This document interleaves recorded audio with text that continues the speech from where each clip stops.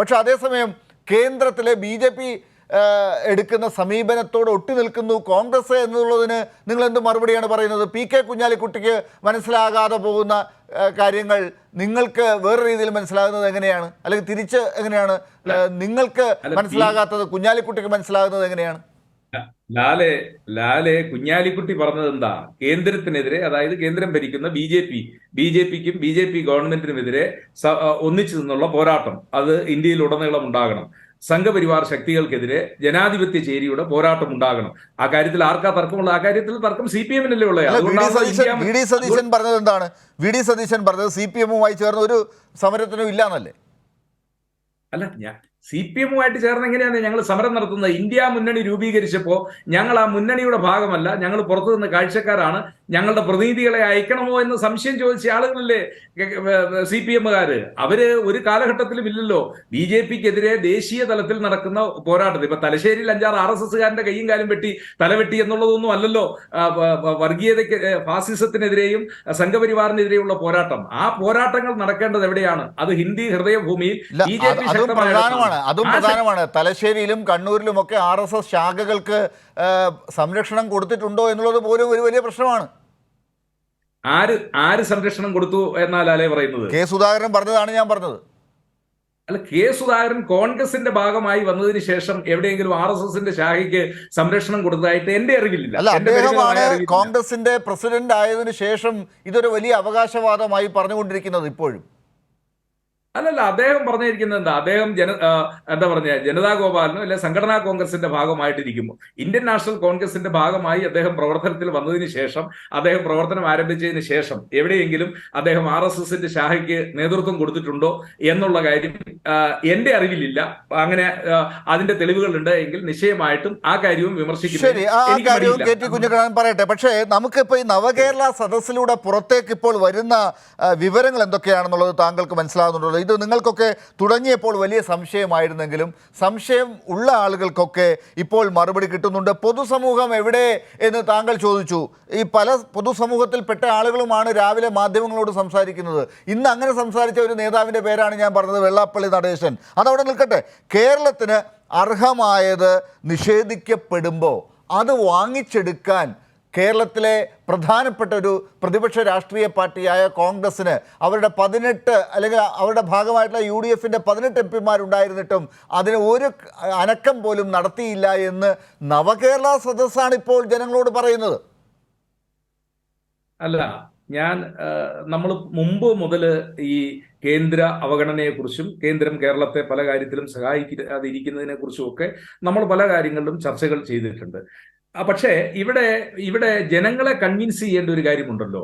എത്ര രൂപയാണ് കേരളത്തിന് കേന്ദ്രത്തിൽ നിന്ന് വിഹിതമായി ലഭിക്കേണ്ടത്? അത് GST വിഹിതമാണെങ്കിലും, അതല്ല ഇനി ദേശീയപാതയുടെ വികസനത്തിന് വേണ്ടി ലഭിക്കേണ്ടതാണ്, ഇനി അതല്ല എന്താ പറഞ്ഞ ബജറ്റിന്റെ പോരായ്മയായിട്ട്, ബജറ്റ് ഡെഫിസിറ്റ് ആയിട്ട് കേരളത്തിന് കിട്ടേണ്ടത്, നിങ്ങൾക്ക് കിട്ടേണ്ട തുക എത്രയാണ്?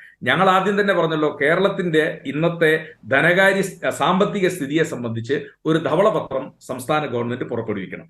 ധവളപത്രം പുറപ്പെടുവിച്ചതിന് ശേഷം കേന്ദ്രത്തിൽ നിന്ന് ഇനി എന്താണ് ലഭിക്കാനുള്ളത്? ഇന്ന് പത്രത്തിൽ ഒരു വാർത്ത നമ്മൾ കണ്ടു. എന്താണ്? വെട്ടിക്കുറച്ച 3140 കോടി രൂപ കേരളത്തിന് കടമെടുക്കാവും. എങ്ങനെയാ ഈ വെട്ടിക്കുറവ് വന്നിരിക്കുന്നത്? അതുകൂടി നമ്മളൊന്ന് സമയം തരികയാണെങ്കിൽ. അവിടെ തന്നെ സേനാപതി വേണു, അതൊരു വളരെ പ്രധാനപ്പെട്ട വാർത്തയാണ് താങ്കൾ ചൂണ്ടിക്കാട്ടിയത്. ഇത്രയും ദിവസം കേന്ദ്രം എന്താണ് പറഞ്ഞുകൊണ്ടിരുന്നത്? ഇത്രയും ദിവസം BJP എന്താണ് പറഞ്ഞുകൊണ്ടിരുന്നത്?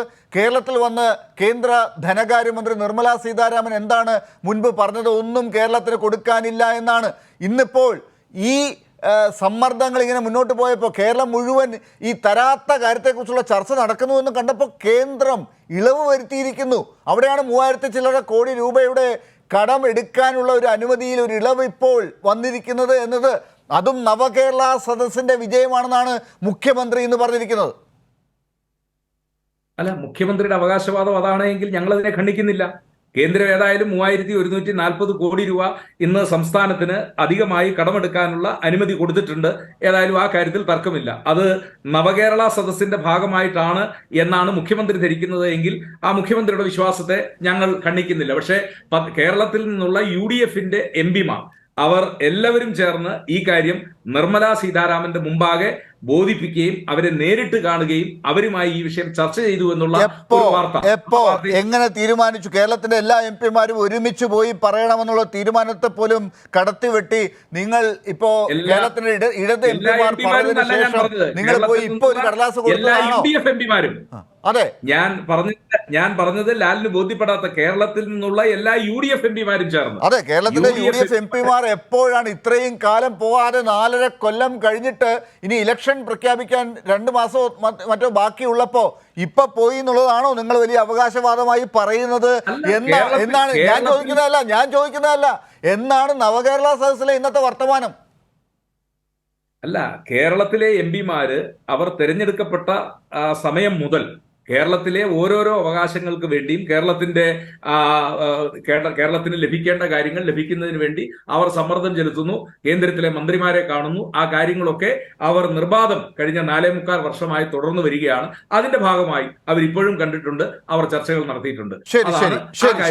ശരി. അപ്പോ അതിനിടയിൽ ഒരു കാര്യം കൂടി ഞാൻ ചോദിച്ചോട്ടെ, എന്നിട്ട് ശ്രീ KT കുഞ്ഞിക്കണ്ണനിലേക്ക് പോവാം. പക്ഷെ നിങ്ങൾ വല്ലാതെ കേരളത്തിന് ആവശ്യമുള്ള കാര്യങ്ങളൊന്നും ചോദിക്കാതെ, കേരളം വല്ലാതെ ബുദ്ധിമുട്ടിപ്പോഴും അതിനെക്കുറിച്ചൊന്നും പറയാതെ നിങ്ങൾ കഴിഞ്ഞ ദിവസം കേരളത്തിൻ്റെ ഒരു ചിത്രമെടുത്ത് തെറ്റിദ്ധരിപ്പിച്ച് കേരളത്തിൻ്റെ അവസ്ഥ ഇതാണ് എന്ന് പറയാൻ ശ്രമിച്ച ഒരു വാർത്ത വന്നിട്ടുണ്ടായിരുന്നു. അത് ഒരു കുട്ടി ഒരു ബസ്സിലിരുന്ന് കരയുന്ന ഒരു ചിത്രമായിരുന്നു. അതെന്താണല്ലോ ഞാൻ താങ്കളെ ഓർമ്മിപ്പിക്കണോ? ഇതാണോ നിങ്ങൾ ചെയ്തത് എന്നും ചോദിക്കുന്നുണ്ട് നവകേരള സദസ്സിൽ. അല്ല, അത് യാഥാർത്ഥ്യമല്ലേ ലാലേ? അത് യാഥാർത്ഥ്യമല്ലേ? ആ ചിത്രം അത് ശബരിമലയിൽ ദർശനം കിട്ടാൻ വൈകിയതിന്റെ പേരിലാണോ കുട്ടി കരഞ്ഞത്? അല്ല, കേരളത്തിലെ പോലീസ് സംവിധാനം മുഴുവൻ മുഖ്യമന്ത്രിക്കൊപ്പം സഞ്ചരിക്കുന്നു. ശബരിമലയിൽ ആവശ്യമായ പോലീസ് സംവിധാനമില്ല. അവിടുത്തെ ദർശനം അല്ലെങ്കിൽ അത് ഭക്തർക്ക് വന്ന് സമയത്ത് അവർക്ക് ദർശനം നടത്താൻ കഴിയുന്നില്ല. 10 മണിക്കൂർ മുതൽ 20 മണിക്കൂർ. അതിനാണോ ആ കുട്ടി കരഞ്ഞത്? അതിനാണോ ആ കുട്ടിയുടെ പടം വെച്ച് നിങ്ങൾ എന്താണ് പ്രാർത്ഥന ധർണയൊക്കെ നടത്തുന്നത്? ഇതാണോ നിങ്ങളുടെ കേരളത്തിന് വേണ്ടിയുള്ള കേരള മനസ്സ്? ഇതാണോ മുഖ്യമന്ത്രി പറയുന്നത്? അപ്പൊ ശരിയല്ലേ? കേരള വിരുദ്ധ മനസ്സല്ലേ നിങ്ങൾക്കുള്ളത്? മതേതരമായ കേരളത്തിന്റെ മനസ്സിനെ അട്ടിമറിക്കുന്ന ഒരു സംവിധാനമല്ലേ നിങ്ങളിപ്പോ ഈ പറഞ്ഞുകൊണ്ടിരിക്കുന്നത്? അതെങ്ങനെയാന്ന് ശബരിമലയിൽ ഇപ്പോൾ, അതായത് കഴിഞ്ഞ 2-3 ദിവസം, ഇന്നത്തെ ദിവസത്തെ അല്ല, ഉണ്ടായ പ്രതിസന്ധിയും അവിടെ ഒരു മാളികപ്പുറം, തമിഴ്നാട്ടിൽ നിന്ന് വന്ന ഒരു സാധു മാളികപ്പുറം എന്താ പറഞ്ഞേ, അവര് കുഴഞ്ഞു വീണ് മരിക്കുന്ന ഒരു സാഹചര്യം പോലും അവിടെ ഉണ്ടായി എന്ന് പറഞ്ഞാൽ 10-15 അത് ഒരാളല്ല സാർ. ഒരു സന്നിധാനത്തേക്ക് പോകുന്ന വഴിക്ക് ശബരിമല അയ്യപ്പനെ കാണാൻ പോകുമ്പോഴും തിരിച്ചു വരുമ്പോഴും ഒക്കെ ഒരുപാട് പേർക്ക് ഇങ്ങനെ ജീവഹാനിയൊക്കെ ഉണ്ടാകുന്നുണ്ട്. അതൊക്കെ ആദ്യത്തെ സംഭവമല്ല. ഞാൻ അതല്ല പറഞ്ഞു വന്നത്. ഈ ചിത്രം വെച്ചുള്ള, കുട്ടിയുടെ ചിത്രം വെച്ചുള്ള പ്രചരണത്തെക്കുറിച്ച് താങ്കൾ ന്യായീകരണം പറയുമ്പോൾ കേരളത്തിൻ്റെ ആവശ്യങ്ങൾ നേടിയെടുക്കാൻ വേണ്ടിയുള്ള സമരത്തിൽ എത്രമാത്രം നിങ്ങൾ ശബ്ദം ഉയർത്തി എന്ന ചോദ്യം അവിടെ ഇപ്പോഴും ബാക്കിയാവുകയാണ്. ഒരു ദിവസമാണ് 4.5-4.25 കൊല്ലത്തിനിടയിൽ ഒരു കടലാസുമായിട്ട് നിങ്ങൾ പോയത്.